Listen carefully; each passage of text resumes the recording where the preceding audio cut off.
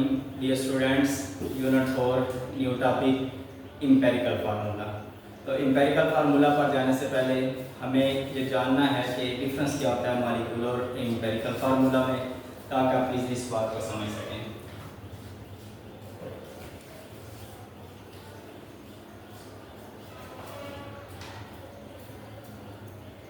Empirical formula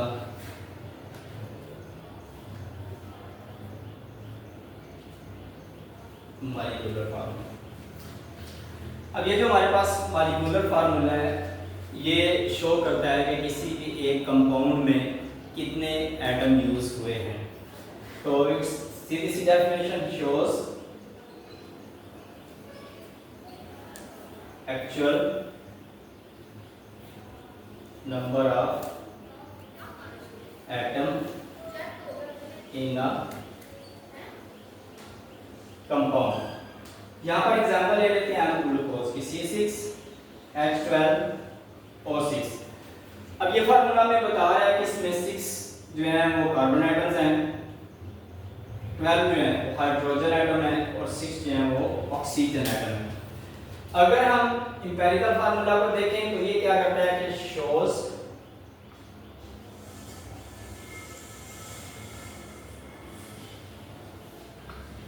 whole number ratio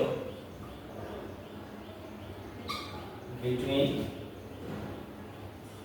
atoms of a compound। अब whole ratio number से क्या मुराद है? लेट्स सपोज कि ये मेरे पास ग्लूकोज का फार्मूला है। हमने देखना है कि जितने भी डिफरेंट एटम्स यूज करने के बाद ग्लूकोज बना है, क्या किसी एक टेबल पर वो सारी चीजें डिवाइड हो जाती हैं। तो अगर हम गौर करें तो ये भी 6 पे डिवाइड हो जाएगा, ये भी 6 पे डिवाइड हो जाएगा, ये भी 6 पे डिवाइड हो जाएगा। या बात याद रखने वाली क्या है कि आपने सारी वैल्यूज को एक ही टेबल के ऊपर डिवाइड करना है। ये देखें 6 1s are 6, 6 2s are 12 and 6 1s are 6। अब इसका फार्मूला मेरे पास क्या बन जाएगा? अब कार्बन यहाँ पे कितने रह गए? 1CH2O। अब ये जो फार्मूला है ये रिप्रेजेंट कर रहा है कि जो होल नंबर रेशियो है कि किस रेशियो के साथ इन मॉलिक्यूल्स को आपस में मिलाया गया है, तो वो हमारा क्या बन जाएगा? Empirical formula. सिंपल अगर देख लें, अगर जिस तरह मैंने 6 के साथ इनको डिवाइड किया है, अगर मैं दोबारा से सारी इक्वेशन को 6 का मल्टीप्लाई करूंगा तो मेरे पास दोबारा से क्या आ जाएगा? Molecular formula. तो इसका मेरे पास इम्पेरिकल फार्मूला क्या बन गया? H2O। तो ये मेरे पास बन गया इम्पेरिकल फार्मूला। तो डिफरेंस आपको समझ आ गया कि जो इम्पेरिकल फार्मूला है वो क्या simplest whole number ratio show करता है, और जो मॉलिक्यूलर फार्मूला है वो क्या करता है? हमारे पास बताता है हमें कि एक्चुअल नंबर ऑफ एटम्स जो है वो कितने यूज किए गए हैं किसी भी फार्मूला में।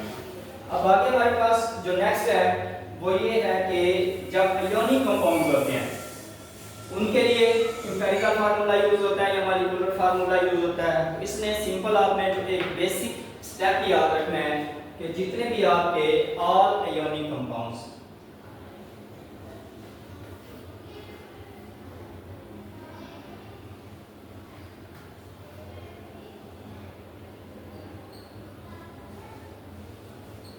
Represented by empirical formula. EF में लिखा है, EF मैंने शॉर्ट फॉर्म लिख लिया है इंपेरिकल फार्मूला की। अब देखते हैं इसमें हमारे पास NaCl, KCl आ गया हमारे पास।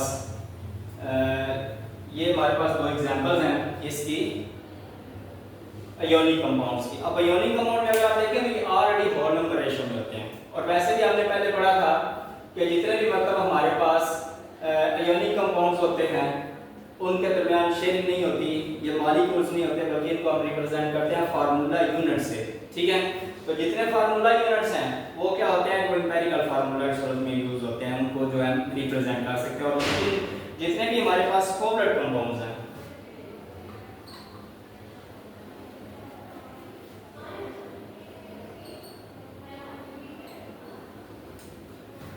कोवलेंट कंपाउंड जो है हम जानते हैं कि इससे क्या बनते हैं? मॉलिक्यूल से मिलकर बने होते हैं। तो वो जो मॉलिक्यूल्स हैं उनको हम रिप्रेजेंट करते हैं मॉलिक्यूलर फार्मूला की सूरत में। तो जितने भी मॉलिक्यूलर फार्मूला होते हैं उनको फिर आगे हम चेंज कर सकते हैं किसमें, इंपेरिकल फार्मूलाज में। तो इसके आगे क्या कंडीशंस हो सकते हैं उसको हम डिस्कस करते हैं।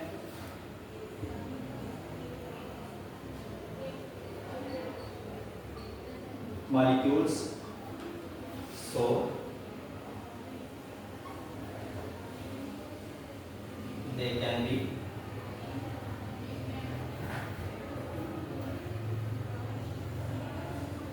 represented by molecular formula। MF mean यहाँ पर molecular formula। इसका भी थोड़ी देर पहले मैंने C6H12 और O6 लिखा। ये हमारे पास एक कोवलेंट कंपाउंड है और इसको हमने किसमें रिप्रेजेंट किया, ये molecular formula में। अब जो नेक्स्ट बात आपने याद रखनी है वो ये है कि जो आपके इंपेरिकल फार्मूलाज हैं वो मॉलिक्यूलर फार्मूला के सेम भी हो सकते हैं और डिफरेंट भी हो सकते हैं। तो पहले हम देख लेते हैं कि कौन से ऐसे हैं जो डिफरेंट हो सकते हैं और कौन से ऐसे हैं जो कि सेम हो सकते हैं। तो यहाँ पर हम लिखते हैं डिफरेंट MF एंड EF। फिर रिपीट कर रहा हूँ, MF मीन मॉलिक्यूलर फार्मूला और EF मीन इंपेरिकल फार्मूला। अब देखिए मैं लिखता हूँ पहले इनका मॉलिक्यूलर फार्मूला लिखता हूँ, फिर हम इसका क्या करते हैं, इंपेरिकल फार्मूला लिखते हैं। सबसे पहले जो हमने ऑलरेडी एग्जांपल की थी ग्लूकोज को हम देख लेते हैं C6H12O6।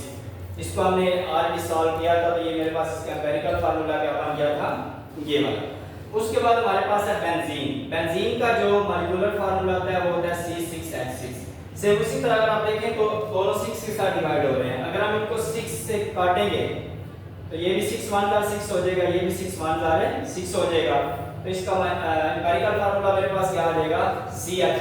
इसी तरह हमारे पास है एसिटिलाइन। एसिटिलाइन जो है उसका जो मॉलिक्यूलर फार्मूला है वो मेरे पास होता है C2H2। अब सेम उसी तरह 2 पे दोनों कैंसिल हो जाएंगे, तो ये भी मेरे पास क्या आ जाएगा, CH आ जाएगा। इसी तरह एक और एग्जांपल हम देख लेते हैं। हमारे पास है एसिटिक एसिड। जो एसिटिक एसिड है उसका फार्मूला होता है CH3COOH। अब यहाँ पर अगर आप देखें तो इसमें नंबर ऑफ कार्बन मेरे पास कितने हैं, नंबर ऑफ कार्बन मेरे पास 2 है और नंबर ऑफ हाइड्रोजन मेरे पास कितने हैं, 4 है और नंबर ऑफ ऑक्सीजन मेरे पास कितने हैं, 2। अब देखिए ये इसका मेरे पास क्या आ गया, मॉलिक्यूलर फार्मूला। अब मॉलिक्यूलर फार्मूला को जब हमने इंपेरिकल फार्मूला में चेंज करना है तो आपको ऑलरेडी बता चुका हूं कि हमने इसके होल नंबर रेशियो फाइंड करने के लिए हमने देखना है कौन सा एक ऐसा बड़े से बड़ा टेबल है जिस पे ये सारे डिवाइड हो जाएगा। तो ये नजर आ रहा है, ये भी 2 पे हो जाएगा, ये भी 2 पे हो जाएगा, ये भी। तो ये 2 1 2 हो जाएगा, तो 2 4 एंड 2 1 2। तो इसका क्या बन जाएगा मेरे पास, CH2O। तो ये एक एग्जांपल थी कि जो मॉलिक्यूलर फार्मूला और इंपेरिकल फार्मूला है वो किस तरह एक दूसरे से डिफरेंट होते हैं और हम किस तरह मॉलिक्यूलर फार्मूले को चेंज कर सकते हैं इंपेरिकल फार्मूला में। अब क्या हमारे पास कुछ मॉलिक्यूल्स ऐसे हैं जिनका सेम जो है वो हमारे पास मॉलिक्यूलर फार्मूला होता है, उससे वही उनका क्या होता है, इंपेरिकल फार्मूला। अब इसकी एग्जांपल देख लें, molecular formula and empirical formula. अब देखें जिस तरह मेरे पास है वाटर H2O, तो सिंपल सी बात है, अब इसकी रेशियो 2:1 है। ये किसी भी एक टेबल में मतलब मजीद जो है वो डिवाइड नहीं हो सकते, तो इसको फिर हम क्या कहेंगे कि इसका जो इंपेरिकल फार्मूला और मॉलिक्यूलर फार्मूला दोनों क्या होंगे, सेम। इसी तरह आप देख लें मीथेन CH4, ये भी सेम ऐसे ही रहेगा। अब नेक्स्ट आप देख लें कार्बन डाइऑक्साइड, तो ये भी सेम ऐसे ही रहेगा। और देख लें HCl। अब देखिए ये मैंने आपको दोनों तरह की एग्जांपल दे दी। अब इसमें बताने का मकसद क्या था कि कुछ मॉलिक्यूल्स ऐसे होते हैं जिनका मॉलिक्यूलर फार्मूला और इंपेरिकल फार्मूला क्या होते हैं, एक दूसरे से डिफरेंट होते हैं, और कुछ मॉलिक्यूल्स ऐसे होते हैं जिनका मॉलिक्यूलर फार्मूला और इंपेरिकल फार्मूला जो होते हैं वो बिल्कुल सेम होते हैं। अब कुछ कोवलेंट कंपाउंड्स जो हैं